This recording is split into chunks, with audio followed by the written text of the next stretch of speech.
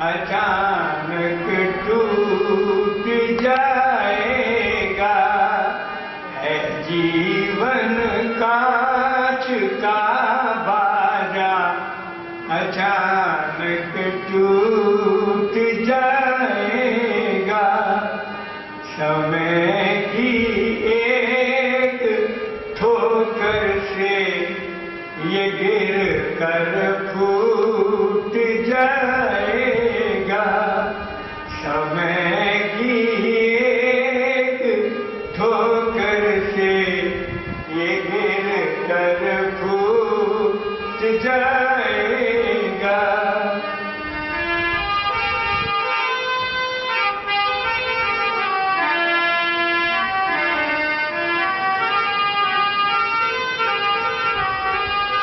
कुदरत की उस शक्ति ने देखा न जिसे किसी ने, उस गहरी सी हस्ती ने बनाया इसको।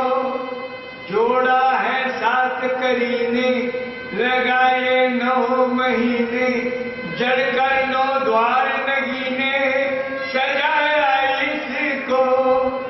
कोई गुरु पीर वाला इसे स्वर में बजाएगा।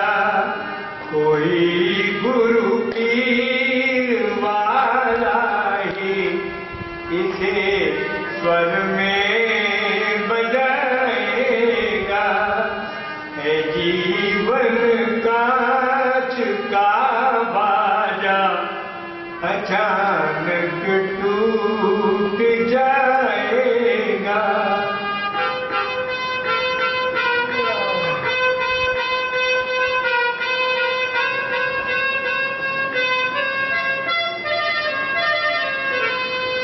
इस बाजे का क्या कहना, 2 नाक कान तो नैना, दांतों के मोती गहना, श्रृंगार है इसके। है जीभ सुरीली मैना और रूम करोड़ों बहना, श्वासों का चलते रहना, ये तार है इसके।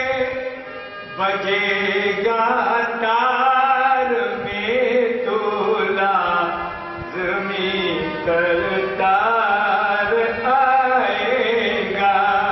बजेगा तार में तो लाज़मी करतार आएगा। है जीवन कांच का बाजा, अचानक टूट जाएगा। समय की एक ठोकर से ये गिर कर फूट जाएगा।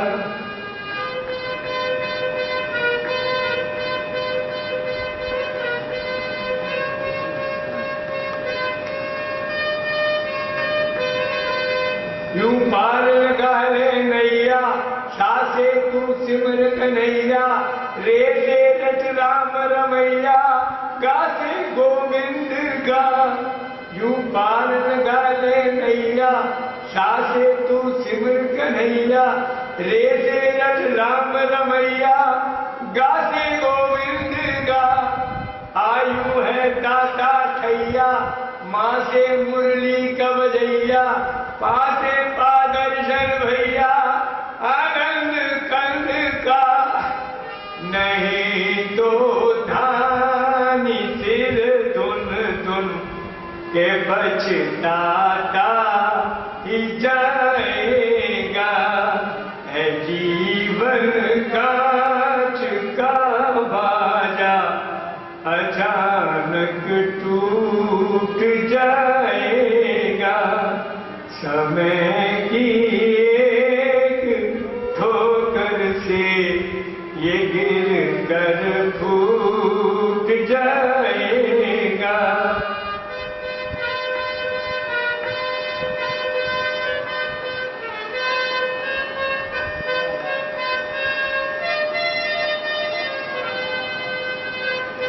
हाँ, सासुरें हो सकती और ताल बजे उल्फत की और गत हो सत्संगत की, फिर शान से बजा लय हो जग की खिदमत की, सुर हो सबकी इज्जत की, मस्ती हो किसी भगत की, जी जान से बजा। जो गुर पूछेगा गुरु से तो गुरु गोविंद पाएगा। जो गुर पूछेगा गुरु से तो गुरु गोविंद पाएगा।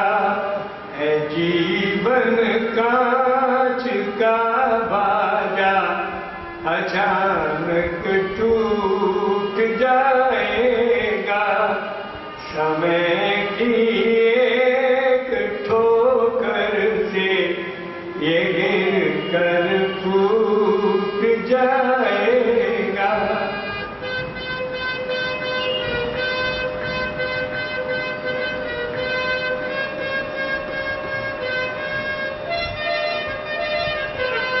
ऋषियों की उन रीतों से, हर प्राणी की प्रीतों से, नद्दा सिंह शुभ गीतों से तू भरा इसको। हर प्राणी की प्रीतों से, ऋषियों की उन रीतों से, नद्दा सिंह शुभ गीतों से तू भरा इसको।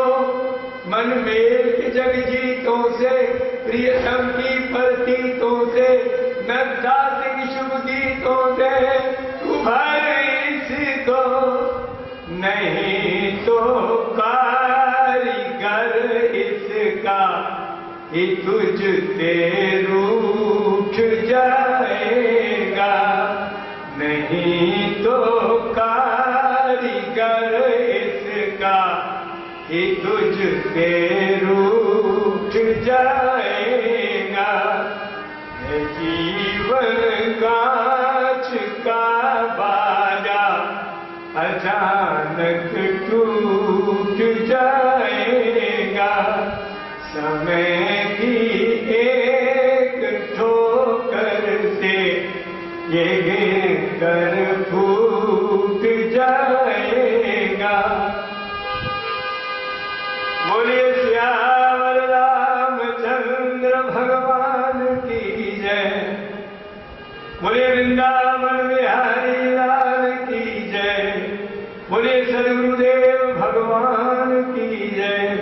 बोलिए श्री महाराज जी की जय।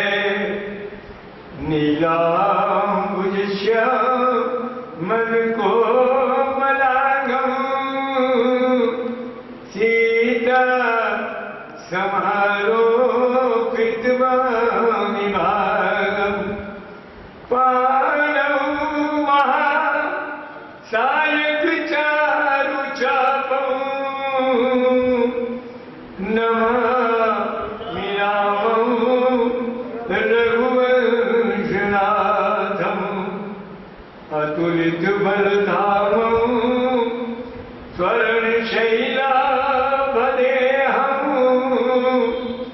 दनुज बल कृशानुं ज्ञानिनामग्रगण्यं, सकल गुण निधानम, वानराणामधीशं, रघुपति वरदूतं, वातजातं नमामि।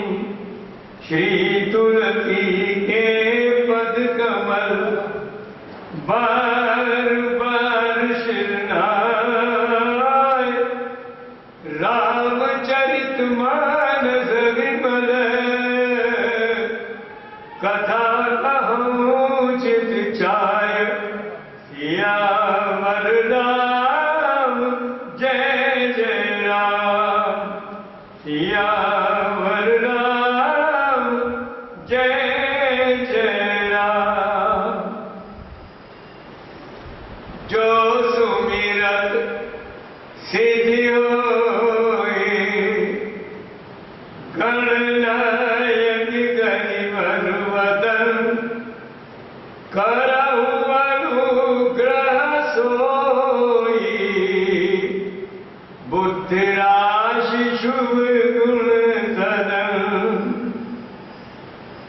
पूज्यपाद गोस्वामी तुलसीदास जी महाराज रामचरितमानस के प्रथम कांड के इस प्रथम मंगलाचरण सोरठ में रामचरितमानस के 7 कांडों की अभिव्यक्ति संक्षेप में कर दी है। उसी की चर्चा गत कई दिनों से चल रही है। उस संदर्भ में हमारी चर्चा कल तक किष्किंधा कांड की चल रही थी।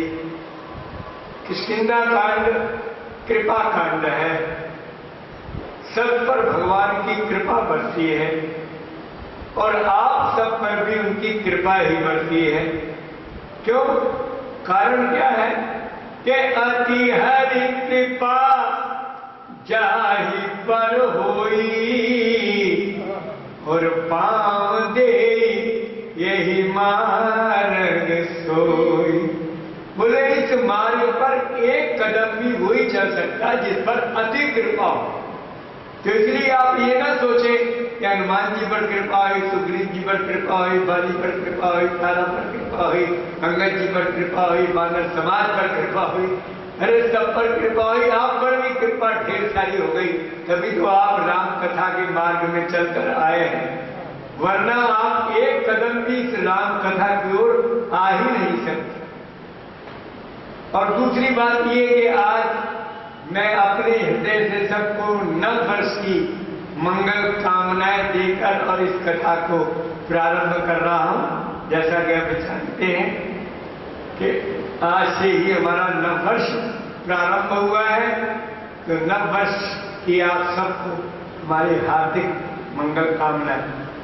अब हम अग्रसर हो रहे हैं 5वें कांड की ओर, जिसका नाम है सुंदर कांड, और जिसके लिए गोस्वामी जी ने इस प्रथम सोरठ में शब्द दिया है बुद्धि राशि। तो बुद्धि राशि शब्द से इस कांड की अभिव्यक्ति गोस्वामी जी कर रहे हैं। जरा हम विचार करेंगे कि जामवंत के वचन सुहाए और सुने हनुमंत हृदय अति भाए, और तब लगी तुम पर क्यों मोहि भाई, और सही दुख कंद मूल फल खाई, कि जब लगी आओ सीता ही देखी, ओ होई है काज मुई हर्ष विशेषी, तो जिमिय मोग रघुपति कर बाना, और एही भांति चले ओ हनुमान, और जल निधि रघुपति दूध बिचारी, तै मैं नाथ कोई समहारी। थोड़ा विचार करेंगे जल निधि की यहां पर क्या भूमिका है और मैनाक की क्या भूमिका है। गोस्वामी जी कहते हैं कि हनुमान जी आकाश मार्ग से इस समुद्र को पार करने जा रहे हैं। ये समुद्र 400 कोस है, 600 मील है और लगभग 1000 किलोमीटर है। तो जल निधि माने समुद्र। बात यह समुद्र जो है इक्ष्वाकु वंश का बहुत ऋणी है। ये इक्ष्वाकु वंश में हमारे प्रभु राघवेंद्र सरकार श्री राम भी हुए हैं। तो इक्ष्वाकु वंश के जो महाराज सगर थे, आपको मालूम है उनके पुत्रों के उद्धार के लिए तमाम गड्ढे खोदे गए जिससे ये समुद्र बना है। तो समुद्र कहता है, मेरे मन में ये भाव है कि वे इसी वंशजों ने मेरा विस्तार किया है मेरा इतना मान बढ़ाया है, इसलिए वो भी आज ये चाहता है कि ये हनुमान जी जो जा रहे हैं ये इसी वंश के प्रभु राघवेंद्र सरकार श्री राम के परम भक्त हैं और दूत हैं और सेवक हैं, इसलिए मैं भी कुछ इनकी सेवा किसी न किसी प्रकार से करवा दूं तो मैं भी उस ऋण से मुक्त हो जाऊंगा। जो मेरे ऊपर इनके वंश का ऋण चढ़ा हुआ है मैं उस ऋण से मुक्त हो जाऊं। और यदि मैं ऐसा नहीं करता हूं तो मेरे लिए ये कार्य शोभनीय नहीं होगा। इस भाव से विचार करके सागर ने प्रोत्साहित किया मैनाक पर्वत को। अब थोड़ी मैनाक पर्वत की भी कथा सुन लीजिए। ये हिमाचल का पुत्र है। मैनाक पर्वत जो है ये हिमाचल का पुत्र है। कहते हैं सतयुग में पर्वतों के अंदर भी पंख लगे होते थे और पर्वत भी ऐसे उड़ते थे कि जैसे गरुड़ जी उड़ते हैं। इंद्र ने सैकड़ों पर्वतों के पंख अपने वज्र से काट दिए थे और ये मैनाक पर्वत का भी नंबर आ रहा था, लेकिन पवन देवता ने इनको उड़ा करके और समुद्र में छिपा दिया। तो ये मैनाक पर्वत जो है ये पंख वाले पर्वत है। ये इनका सामर्थ्य है, ये उत्तर दक्षिण पूर्व पश्चिम चारों दिशाओं में किधर भी ये उड़ सकते हैं, जा सकते हैं। ये इनकी विशेषता आज भी है। इसीलिए समुद्र ने मैनाक पर्वत को ये प्रेरणा दी कि तय मैनाक होई श्रमहारी। मतलब क्या है कि तुम्हारे अंदर क्षमता है और हनुमान जी ऊपर ऊपर उड़ रहे हैं और 1000 किलोमीटर का फासला है, नहीं मालूम कहां उनको जरा सी भी थकावट हो गई पार करने में तो बड़ी परेशानी होगी। इसलिए समुद्र ने राम जी का दूत जान करके और मैनाक पर्वत को प्रेरणा की, बोले तुम समर्थ हो, तुम जल्दी से उठ जाओ ऊपर को, उड़ जाओ और हनुमान जी को थोड़ा आश्रय दे दो, हनुमान जी के किसी काम में आ जाओ। लेकिन हनुमान जी महाराज ने क्या किया? हनुमान तेहि परसा कर पुनि कीन प्रणाम। अरे राम काज कीने बिना तो मोई कहां विश्राम। हनुमान जी ने स्पर्श किया, पर्वत को स्पर्श किया हाथ से और बाद में प्रणाम कर दिया और उसको कह दिया भैया ऐसा है तुम तो मेरे हित के लिए आए हो, मैं तुम्हारा बहुत उपकार मानता हूं, लेकिन राम काज कीने बिना वो कहां विश्राम। मैं अभी विश्राम करने की स्थिति में नहीं। विश्राम जो है आप समझ रहे एक बात को, विश्राम भी तभी है अगर तुम्हारे साथ राम जुड़ा रहे। खूब समझ लो, विश्राम में से भी अगर राम को निकाल दो तो क्या बचेगा? विष। समझ गए? मतलब विश्राम भी तभी है जब हम राम के साथ जुड़े हैं, राम का कार्य कर रहे हैं और राम की ओर बढ़ रहे हैं, तभी विश्राम भी है, वरना विश्राम भी नहीं है। और हनुमान जी ने तो स्पष्ट कह दिया कि राम काज कीने बिना मोहि कहां विश्राम। अब हम थोड़ी चर्चा राम काज की करना चाहते हैं। पहले इसको समझेंगे तब आपको इस प्रसंग का आनंद आएगा कि ये राम का काज क्या है। इसकी भूमिका तो किष्किंधा कांड में बन गई। चले सकल बन खोजत सरिता सर गिरी खोह, राम काज लैलीन मन बिसरा तन कर छो। तो राम काज की चर्चा ये किष्किंधा कांड में है और यहां पर भी हनुमान जी ने राम काज की चर्चा कर दी। और अभी भी राम काज अभी अगले दोहे में 2 दफा आ रहा। हनुमान जी ने कहा ना राम काज कई फिर मैं आवो और सीता की स्तुति प्रभु सुनावो और तब तब बदन बैठियों जाई और सत्य कहो मुई जान दे भाई। और सुरसा ने भी अंत में यही कहा कि राम काज सब करी हो। तुम बल बुद्धि निधान और आशीष दे गई तो हर्षि चले हनुमान। मैंने आपको दर्शन कराया राम काज का, तो राम काज क्या है इस पर विचार करेंगे कि जिस कार्य को हनुमान जी करने जा रहे हैं, हनुमान जी क्या करने जा रहे हैं? सीता की खोज करने जा रहे हैं। देखिए राम काज जो है वही हमारा सबका काज है, हमारा सबका है असली काज। आप जानना चाहते हैं तो राम काज विचार करिए। सीता भगवती की खोज करने हनुमान जी महाराज जा रहे हैं और सीता जी का स्वरूप क्या है इस पर विचार करें। देखिए सीता जी का स्वरूप है शांति, सीता जी का स्वरूप है भक्ति, सीता जी का स्वरूप है शक्ति। अब वो चाहे मानसिक शक्ति हो, चाहे शारीरिक शक्ति हो, चाहे बौद्धिक शक्ति हो। और सीता जी का स्वरूप है लक्ष्मी, चाहे धन की शक्ति हो। आप बता दो कि सारी दुनिया क्या खोजने में लगी हुई है। कोई धन की शक्ति बढ़ा रहा है, सुबह से लेकर रात तक उसको और कोई काम नहीं। कोई तर्क की शक्ति बढ़ाता है कि मैं पावरफुल हो जाऊं, बढ़िया तरीके से स्वास्थ्य केंद्रों में जाता है, तरह तरह की औषधियों का सेवन करता है ताकि खूब मेरे को शारीरिक शक्ति मिल जाए। और कोई अध्ययन कर करके ग्रंथों को पढ़ के बौद्धिक शक्ति का विकास कर रहा है। और कोई आध्यात्म जगत से जुड़ा हुआ अपने मानसिक शक्ति में तल्लीन है।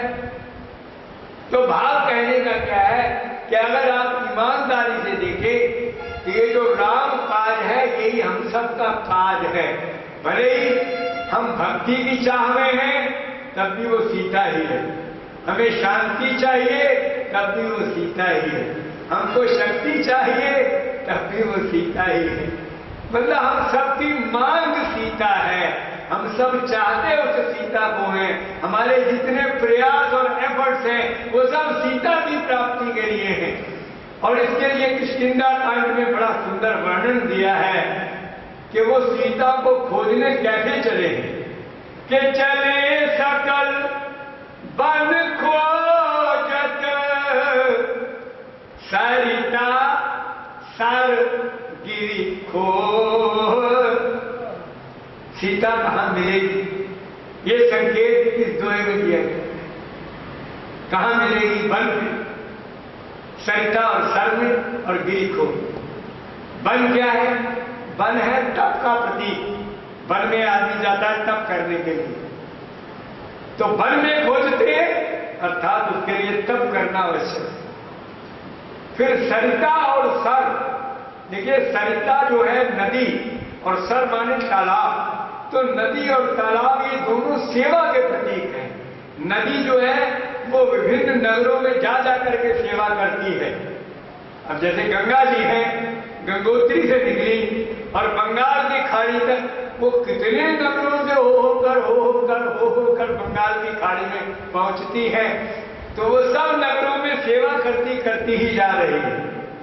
तो भाव क्या है कि नदी सेवा का प्रतीक है और तालाब भी सेवा का प्रतीक है। अंतर क्या है? अंतर ये है कि नदी जा करके सेवा करती है और तालाब के पास हमें जाना पड़ता है उसकी सेवा लेने के लिए। लेकिन तालाब भी अपने लिए जल नहीं रखता है, नदी भी अपने लिए जल नहीं रखती है। नदी भी सेवा के लिए जल संचित करती है और तालाब का जल भी सेवा के लिए है। तो नदी और तालाब जो है ये सब सेवा के प्रतीक है। वृक्ष भी सेवा का प्रतीक है। क्या वृक्ष कभी अपने लिए फल धारण करता है? वे विश्व के काम आता है। संतों ने कहा है कि तरुवर फल नहीं खात है, तरुवर फल नहीं खात है और सरवर पिए ही न पान। कह रहीम पर काज हित अरे संपत्ति सचई सुजान। रहीम जी कहते हैं तालाब कभी अपने लिए जल नहीं रखता है पीने के लिए, वृक्ष कभी अपने फल नहीं खाता है। कहते हैं इसी प्रकार संपत्ति संचय सुजान, जो सुजान लोग हैं वो भी संपत्ति को इकट्ठा करते हैं। क्या करिए, कह रहीम पर कार्य हेत, तो पर कार्य के लिए, पर सेवा के लिए जो सुजान पुरुष है वो भी विभिन्न प्रकार की संपत्ति का संचय करते हैं, अपने लिए कुछ नहीं करते। तो विषयांतर ना हो, विषय पर पूरा ध्यान दें कि वन कहने से उन्होंने तप का संकेत दिया है और सरिता और सर कहने से उन्होंने सेवा का संकेत दिया है। और एक चीज और बची, गिरिखो, गिरिखो माने पर्वत की कंदरा। तो वानर लोग सीता को खोजने के लिए वन में जाते हैं, नदियां तालाबों में छानते हैं और पर्वत की कंदरा में देखते हैं। तो पर्वत की कंदरा जो है ये सुगरण का प्रतीक है। आपको पता है ना, हिमगिरी गुहा एक अति पावनी और वह समीप सुरसरी सुहावनी है, और सुमिरत हरि शाप गति बाधी, तो सहज विमल मन लागी समाधि। तो गिरी कंदरा जो है ये सुमिरण का प्रतीक है। अब वो कहते हैं कि ये राम काज जो है उसकी प्राप्ति ऐसे ही हो सकती है। ये जीवन में 3 साधन अपनाने के हैं, तप, सेवा और सुमिरण। अब इन्हें आप संक्षेप में समझ लीजिए। तप क्या है, सेवा क्या है और सुमिरण क्या है। तप का मतलब ये नहीं है कि आप एक टांग पर खड़े रहो या इतने इतने जल में डूब के खड़े रहो या अपने चारों तरफ दुनिया जला के और तप करो, ऐसा कुछ नहीं। तप का अभिप्राय है शारीरिक इंद्रियों का संयम, भोजन का संयम, जिसको तप कहते हैं। जिसे दम कहा गया है, जिसे दमन कहा गया है, वो ही तप है। तो हमको भोजन कितना खाना है, जितना शरीर के लिए आवश्यक है। हम लोग आवश्यकता से अधिक खा रहे हैं और आवश्यकता से पूर्व खा रहे हैं। ये 2 खराबियां हैं हमारे साथ। आवश्यकता से अधिक खाते हैं और आवश्यकता से पूर्व खा रहे हैं, इसीलिए हम रोगी हैं। यदि आवश्यक भोजन खाया जाए तो कि भोजन, लोगों के दिमागों में ये खराबी है कि ये शक्ति दाता है, जबकि शक्ति इसको छू भी नहीं गई। भोजन केवल शरीर निर्माण करता है, शक्ति दाता राम है। शक्ति तो प्रभु की है जो हमारे अंदर कार्य करती है। तो भाव हमारा कहने का ये है, शक्ति दाता समझकर ज्यादा खाते हैं और जरूरत से पहले खाते हैं। ये दोनों खराबियां हमारे जीवन में आ रही हैं। यदि इन दोनों खराबियों को हम अपने जीवन से निकाल दें तो कभी भी हमारा शरीर ना तो रोगी होगा और ना बीमार, ना कमजोर होगा। तो भाव कहने का क्या है कि हम उतना भोजन खाए जो आवश्यक है। यही तप है बस, और कुछ नहीं। शरीर निर्माण 25 वर्ष तक होता है, चाहे स्त्री हो या पुरुष हो। 25 वर्ष तक आप सुबह दोपहर शाम खा लीजिए, कोई परेशानी नहीं। लेकिन जब शरीर बन गया तो उसके बाद उतना खाना अनुचित है। आप लोगों को 25 वर्ष के बाद जितने भी हैं, हम डंके की चोट पर कह सकते हैं, केवल एक समय भोजन करना चाहिए अन्न का, और एक समय केवल फला आहार करना चाहिए। कोई फल वाल खा लीजिए, खीरा, मूली, फल, ये चीज खाइए एक समय, और एक समय आप अन्न का भोजन करिए। तो देखिए आपके शरीर में कितनी ऊर्जा आ जाएगी और आप निरोग हो जाएंगे और ऐसी अखंड शक्ति प्रभु की आपके जीवन में जागृत हो जाएगी। लेकिन हमने खा खा के अपने शरीर का सत्यानाश कर लिया है। हम आपको कहने चूकेंगे नहीं, तो इसी को हम तब कह रहे हैं। अब भगवान की शक्ति को पाना चाहते हो, सीता को खोजना चाहते हो, तो आप समझ लीजिए ये तभी आपके हाथ आएगी यदि आप तप का नियम लेंगे अपने जीवन में। दूसरा आ गया सेवा। अब सेवा में आप समझ लीजिए भोजन का चौथा हिस्सा हमें भगवान को खिलाना चाहिए। और आमदनी का 10वां हिस्सा हमें भगवान को देना चाहिए और समय का 24वां हिस्सा हमको भगवान को देना चाहिए। तो ये 3 चीजें जो हैं, भोजन में से 4वां भाग, धन में से 10वां भाग और समय में से 24वां भाग, ये हमें परमात्मा को देना है। इसी को हम सेवा कह रहे हैं। तो आप अच्छी तरह समझ लीजिए, एक तप और एक सेवा, और फिर तीसरी चीज है सुमिरन। सुमिरन का मतलब है उस प्रभु के ध्यान में बैठना, प्रभु का चिंतन, प्रभु का मनन करना, शांत होकर, एकांत होकर, इसी को सुमिरन कहा है। तो ये 3 काम हमें करने पड़ेंगे।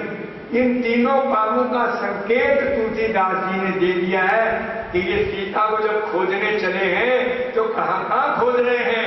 ये संकेत है उनका कि तप, सेवा और सुमिरन के माध्यम से आप उस सीता भगवती तक पहुंच सकते हो, उसको प्राप्त कर सकते हो, और यही तुम्हारे जीवन का चरम लक्ष्य भी है।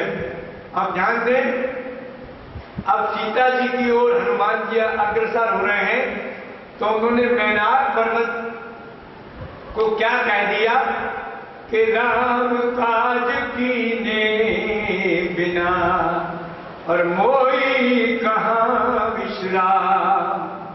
समुद्र ने मैनाक पर्वत को इसलिए भी प्रेरणा दी क्योंकि समुद्र तो जानता था ना कि पवन देवता ने इस पर्वत को लाकर मेरे अंदर छिपाया था, उड़ाकर ले आया और मेरे अंदर इसको छिपा दिया। तो समुद्र का कहना यह था कि तुम हनुमान जी के जो पिता हैं पवन देवता, तुम उनके भी ऋणी हो। आज उनके पुत्र की थोड़ी सेवा कर दोगे तो तुम भी ऋण मुक्त हो जाओगे। इसलिए समुद्र ने मैनाक पर्वत को प्रेरणा दी कि तय मैनाक कोई श्रमहारी और जल निधि रघुपति दूत विचारी। तो हनुमान तेई परसा कर पुनि कीन प्रणाम। राम काज कीने बिना मोई कहां विश्राम। सियावर राम जय जय राम। भाग क्या है कि चाट पवन सुत देवन देखा और जाने कौन पल बुद्धि विशेषा। अब आप उस शब्द की ओर ध्यान दीजिए कि जो गोस्वामी जी ने रामचरित मानस के प्रथम मंगलाचरण सोरठ में शब्द दिया बुद्धि राशि, तो आरंभ से देख लीजिए बुद्धि का परीक्षण शुरू हो गया कि जात पवन सुत देवन देखा जाने कहूं बल बुद्धि विशेषा। तो हनुमान जी की बुद्धि का बल नापने के लिए देवताओं ने क्या किया, सुरसा नाम अहिन कई माता पठन आई कही तेई बात। उन्होंने सुरसा को हनुमान जी की परीक्षा के लिए भेज दिया। सुरसा कौन है? अहिन की माता, ये सर्पों की माता है और बड़ी क्रूर है, बड़ी निर्दयी है। सर्पणी में वो सब अपने बच्चों को खा जाती है, इससे ज्यादा क्रूर कोई नहीं होती। तो ये नागों की, सर्पों की माता है जिसको भेजा गया है। लेकिन ये तेजस्विनी बहुत है, सूर्य के समान ये तेजस्विनी है, लेकिन परम क्रूर हृदय वाली है। इसको भेजा गया। क्यों भेजा गया? इसलिए भेजा गया कि हनुमान जी जिस राक्षस की नगरी में जाना चाहते हैं वो कितना प्रबल राक्षस है, रावण, जिसने कि वरुण, कुबेर, इंद्र और अग्नि और यम इन सब के ऊपर नियंत्रण कर रखा है, इन सबको अपनी मुट्ठी में कर रखा है और सबके ऊपर इतना अंकुश है रावण का कि सब थरथराते और डरते हैं और रावण के बंदी खाने के अंदर है सब। तो देवताओं ने सोचा कि ये ऐसे भयंकर और इतने प्रतापी और इतने बलशाली राक्षस की नगरी में जा रहे हैं, जरा इनका बुद्धि परीक्षण हो जाए कि इनके पास इतनी बुद्धि की क्षमता भी है या नहीं है, ये उस नगरी में जाने योग्य इनमें बुद्धि का बल है या नहीं है। इसलिए कहते हैं कि सुरता नाम अहिन की माता पठन आई कही के बाता। देवताओं ने उसे भेजा और उसने आकर के हनुमान जी से कहना शुरू किया कि आज सुरन मोई दीन आहारा, सुनत बचन कह पवन कुमारा। उसने कह दिया आज देवताओं ने मुझे आहार दे दिया है, अर्थात इस बानर को मैं खा लूंगी और अपनी क्षुधा को निवृत्त करूंगी। लेकिन उसकी वाणी सुनकर के हनुमान जी ने तुरंत क्या कहा, राम काज कर फिर मैं आऊं। हे माता, मैं राम का काम करके आ जाऊं। और राम का काज क्या है, सीता कहे सुधि प्रभु ही सुनाओ, और सीता की खबर मैं राम जी को दे दूं, यही राम जी का काम है। बोले राम काज कर फिर मैं आऊं, सीता कहे सुधि प्रभु ही सुनाओ। तब तब बदन पैठी हम आई, और सत्य कहूं मोहि जान दे माई। हनुमान जी कहते हैं कि हे भैया, मैं राम का काम करे आऊं, उसके बाद मैं सच्ची बात कहता हूं कि मैं तुम्हारे मुख में प्रवेश कर जाऊं। उस समय तुम अपनी क्षुधा निवृत्त कर लेना, लेकिन मेरी ड्यूटी लगी है राम का कार्य करने के लिए, तो मैं राम का काम कर आऊं, सीता की सुधि भगवान को सुना दूं, फिर मैं आपके मुख में चला जाऊंगा। पर कवने जतन दे नहीं जाना, तो ग्रससी न मोहि कहु हनुमाना। जब किसी भी प्रकार से हनुमान को आगे बढ़ने नहीं देती, तो हनुमान जी ने कह दिया फिर खा लो मुझे, खाओ। तो जो जन भरते ही बदन पसारा, और कपितन कीन दुगन विस्तार। उसने एक योजन का मुंह बना लिया, एक योजन का मुंह बना लिया उसने, और हनुमान जी ने 2 योजन का अपना शरीर बना लिया। कपितन कीन दुगन विस्तारा, तो 16 योजन और मुख के ठयो, तो तुरंत पवन सुत 32 भयो। वो 16 योजन का उसने मुंह बना लिया, तो हनुमान जी 32 योजन के हो गए। तो जस जस सुरसा बदन बढ़ावा, तासु दूर कपि रूप दिखावा। सुरसा जितना भी बढ़ती चली गई, बढ़ती चली गई, हनुमान जी महाराज भी उसके दुगने होते चले गए, होते चले गए। अंत को गतवा क्या हुआ कि 7 योजन ये आधन कीरा। उसने 100 योजन का, 400 कोस का, 600 मील और 1000 किलोमीटर जितना समुंदर है, उतना ही बड़ा उसने मुंह बना लिया। तो 7 योजन ते आरन कीना, तो अति लघु रूप पवन सुत दीना। तो हनुमान जी ने बहुत छोटा रूप अपना बना लिया। तो बदन पैठ पुनि बार आवा, और मांगा विदाताय सिरना। हनुमान जी महाराज उस इतने बड़े विशाल 100 योजन के मुंह में अंदर चले गए और बाहर भी आ गए, और आकर के हाथ जोड़ करके सुरसा से विदा मांगते हैं। तो वो ही सूरन जेहि लागी पठावा, बुद्धि बल बलम तोर में पा। बोले मुझे देवताओं ने जिस वजह से भेजा था, मैंने तुम्हारी बुद्धि का बल नाप लिया है, और मैंने क्या लिखा है कि राम काज सब करी हूँ, तुम बल बुद्धि निधान, और आशीष दे गई सो हर्ष चलो हनुमान सियावर राम, जय जय राम सियावर राम, जय जय राम।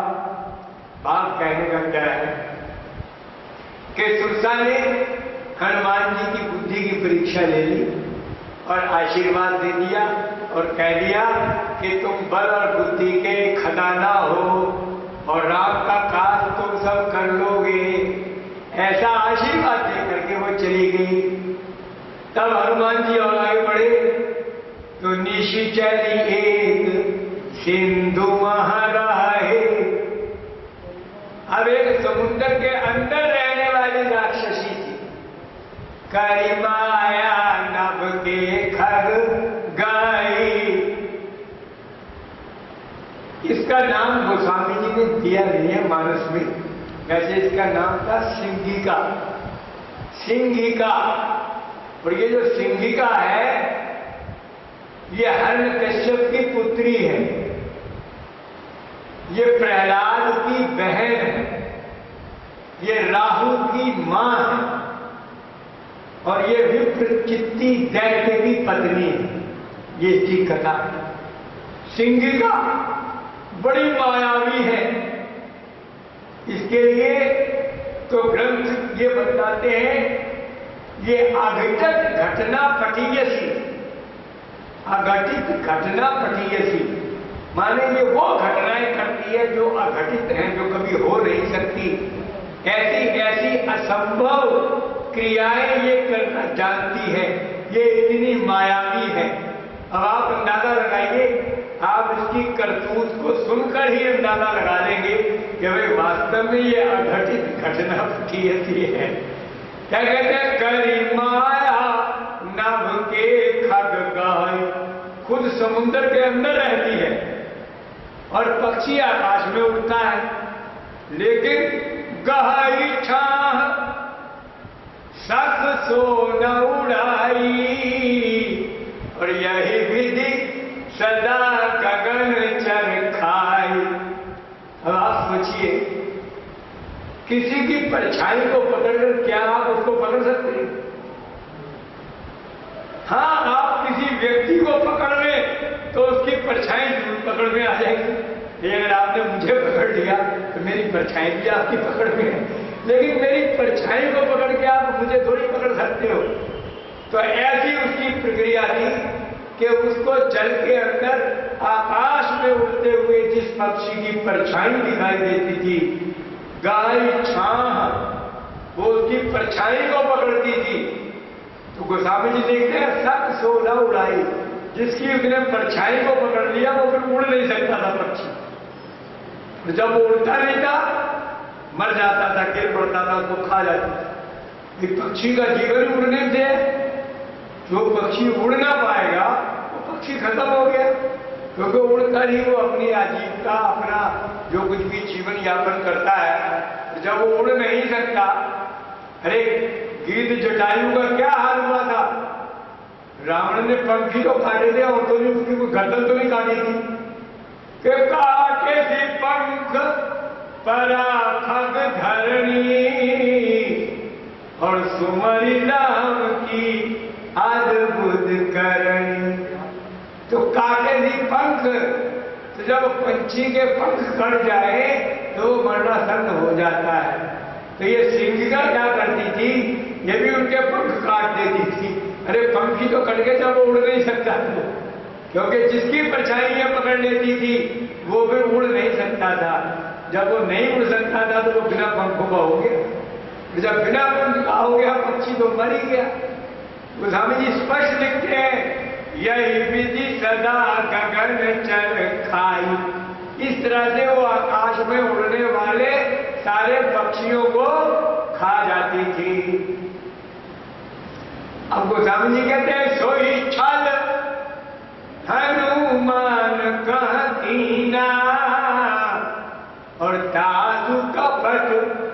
कपितुर कहीं चीना, सोई छल हनुमान कहाँ कीना। उसने हनुमान को भी वैसे ही पक्षी समझ लिया कि उड़ रहा है, इसकी भी मैं साई न पकड़ लूं और ये भी मेरी मुट्ठी में आ जाएगा।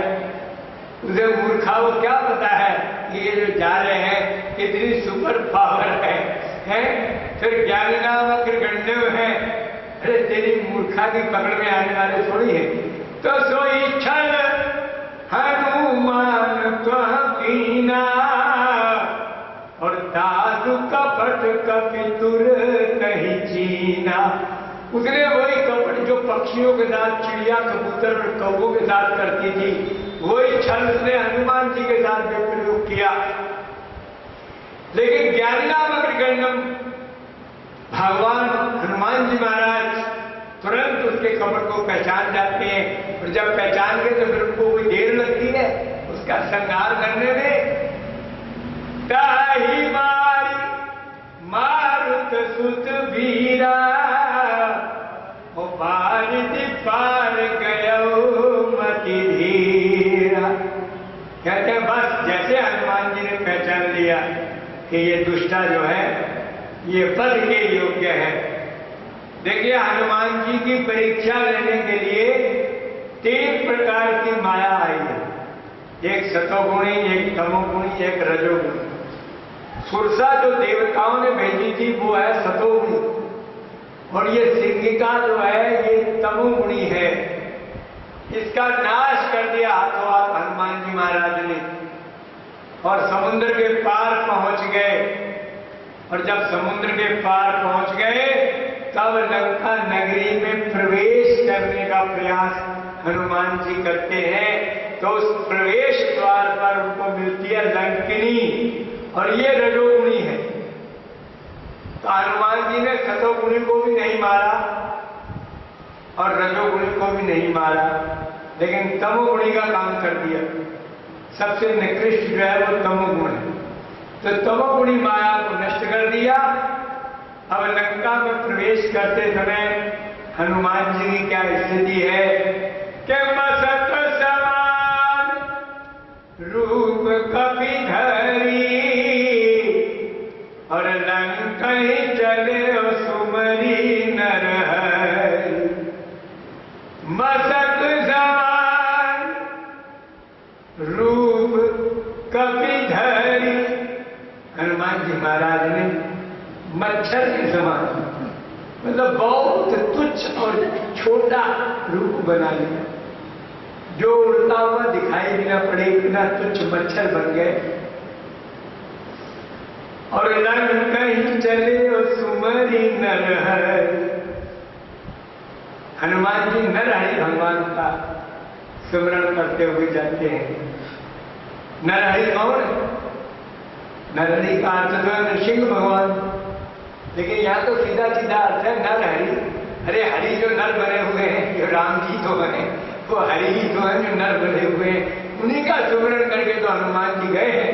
हनुमान जी को और किसी से कुछ लेना देना नहीं, वो केवल राम जी के अनंत सेवक हैं। उनको तो प्रमाणित कर दिया राम जी ने कि सो अनन्य जागे असी, मति न करे हनुमान, मैं सेवक सचराचर, रूप स्वामी भगवन। तो अनंत सेवक हनुमान जी महाराज हैं, और हनुमान जी महाराज केवल राम जी का ही ध्यान करते हैं, सुमिरन करते हैं, जप करते हैं, भक्ति करते हैं, सेवा करते हैं। वो अपने राम के अलावा और किसी का कोई कार्य नहीं करते हैं। वो सारा कार्य जो है केवल अपने प्रभु भगवान राघवेंद्र का, श्री राम के निमित्त करते हैं। तो गोस्वामी जी कहते हैं कि नाम लंकिनी एक निशिचरी, सो कह चलसी मोहि निंदरी, और जाने नहीं मरम सठ मोरा, के मोर आहार जहां लगी चोरा। ध्यान दीजिए,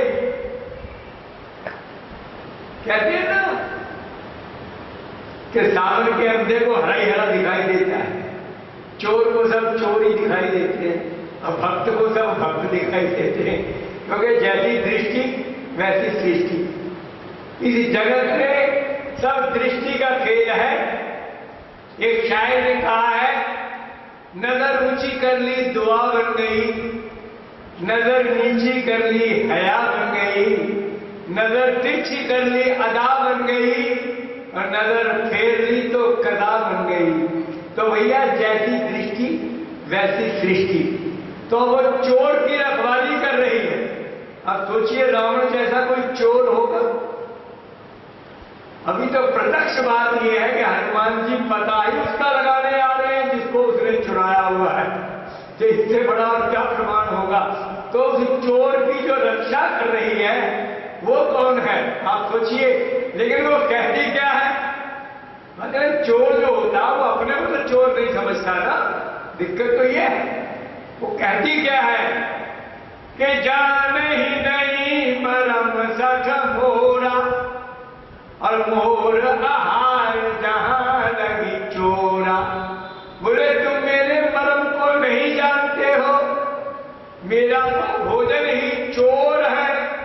जहां तक भी चोर है मैं उनको खा जाती हूं, मैं उन्हें बख्शती नहीं हूं। तो मुठी का एक महाकवि हनी, और रुधिर बमत धरनी धर्मनी। कहते हैं मुठी का एक महाकवि हनी। हनुमान जी महाराज ने एक कस के मुक्का जमा दिया उसके ऊपर, तो क्या हुआ, रुधिर बमत, रक्त की उल्टी करती है। रुधिर बमत, बमन ने किया खून का, रुधिर बमत धरनी धनवन। पृथ्वी पर लुढ़क गई और मुख से गिरा, रक्त की उल्टी हो गई। तो पुनि संभारी उठी सोलंका, जोरी पानी करी विनय सशंका। अरे तात मोर यति पुण्य बहुता, के देखे नैन राम कर दूता। तात मोर यति पुण्य बहुता। कारण क्या है, उसको कैसे पता चला कि मेरा बहुत बड़ा पुण्य है। कि जब रावण ही ब्रह्म बर दीना, जब रावण ही ब्रह्म बर दीना, और चलत विरंच कहा मोहि चीना। तो विकल होए सीते कपि के मारे, तो तब जान सुनिश्चर संगारे।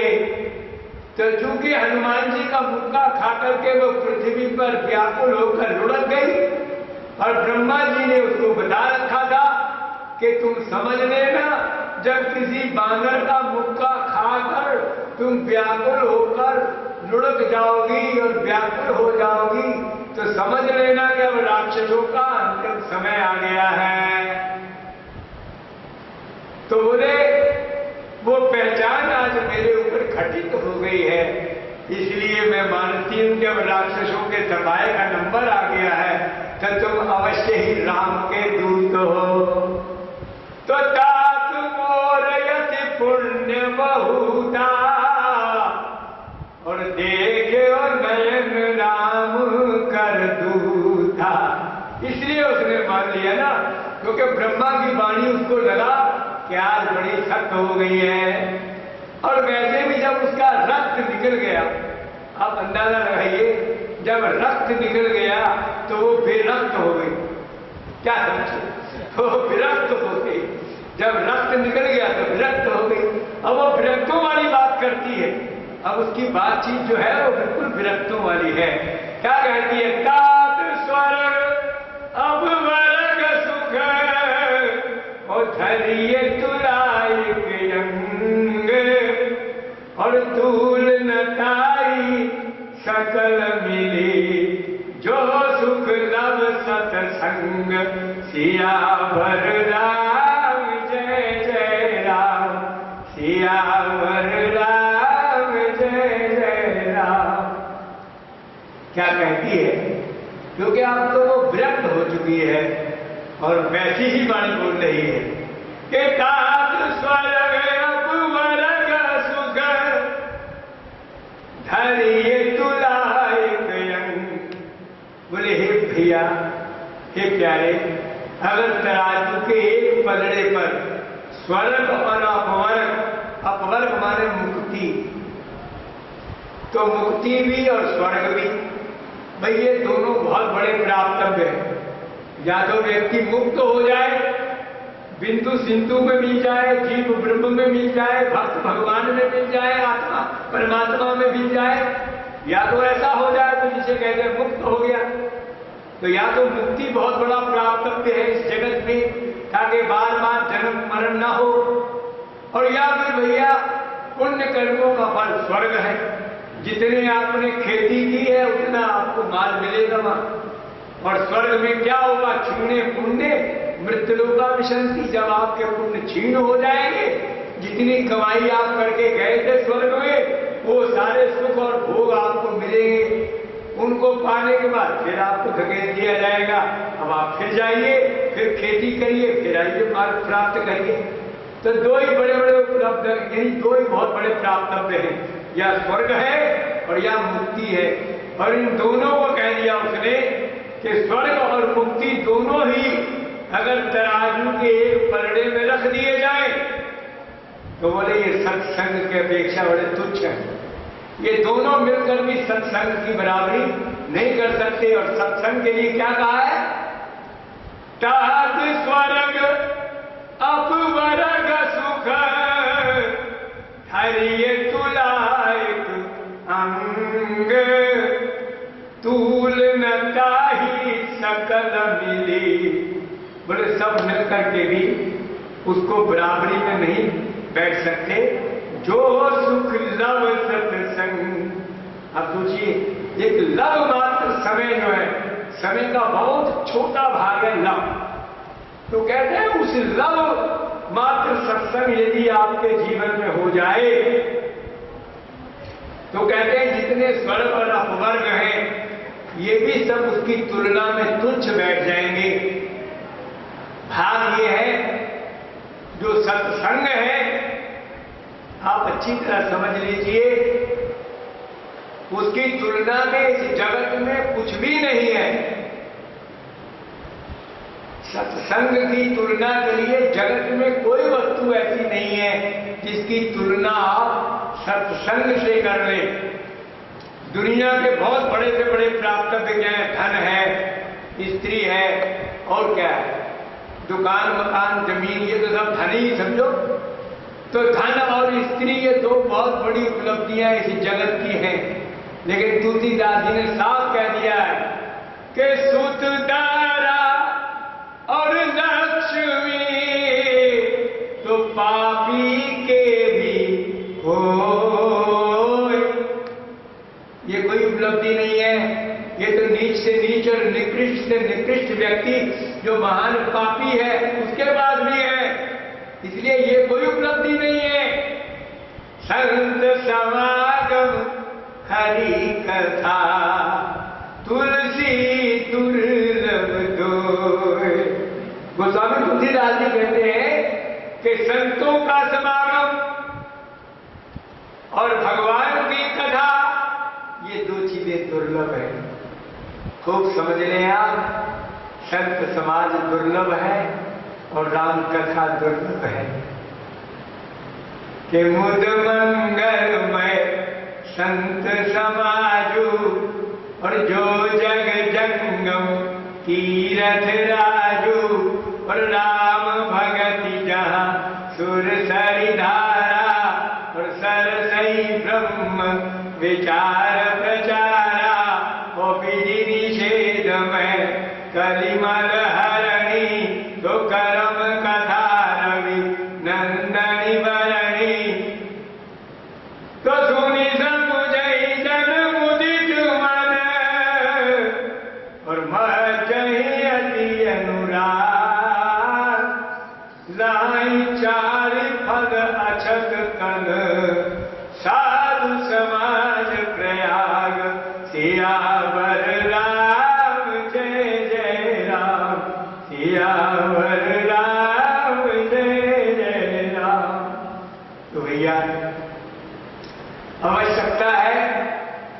तथ्य को जानने की, इस सत्य को जानने की आवश्यकता है कि जो संतों का संग है और जो हरि कथा है वो कितनी महत्वपूर्ण है।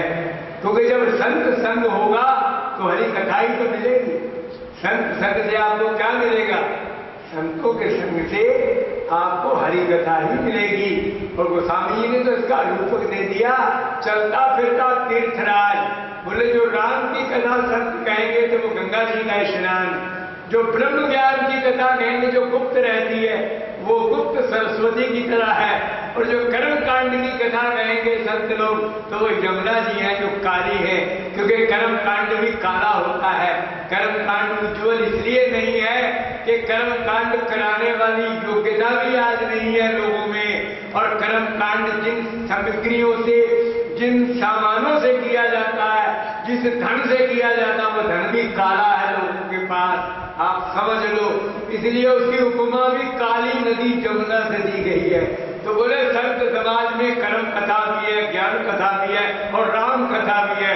तो उज्ज्वल तो राम कथा है जो गंगा जी की धारा है, कर्म कथा काली यमुना है, और भैया सरस्वती तो गुप्त है, वो दिखाई तो पड़ती नहीं। संगम में आपको दो ही धारा दिखती है, या सफेद या काली। तो जैसे वो गुप्त है बोले ऐसे ही संत समाज में ब्रह्म ज्ञान भी गुप्त है। अब कौन ब्रह्म ज्ञान सुनेगा और कौन सुनाएगा कि हम ब्रह्मस्मि तत्त्वमसि शिवो हम। तो ब्रह्म ज्ञान तो भैया बहुत ऊंचा है कि मैं ही ब्रह्म हूँ, मैं ही परमात्मा हूँ, मेरे ही प्रकाश से सूरज और चंद्रमा आलोकित होते हैं। जो ब्रह्मनिष्ठ ब्रह्म ज्ञानी है उनका ज्ञान बड़ा ऊंचा है। हम तो कहते हैं हम जिस स्टैंडर्ड के हैं, हमारा जो स्तर है, हम अपने स्तर की बात सुन लें और समझ लें तो हमारा कल्याण हो जाएगा। तो हमको अच्छी तरह से ये समझना है कि हमने दुनिया को बहुत अच्छी तरह से जान लिया है, दुनिया के सारे कारनामों में हम बड़े एक्सपर्ट हो गए हैं, लेकिन थोड़ा हम राम कथा को भी जान लें, थोड़ा राम जी को भी जान लें कि जिनकी तरफ हमें अग्रसर होना है, जहां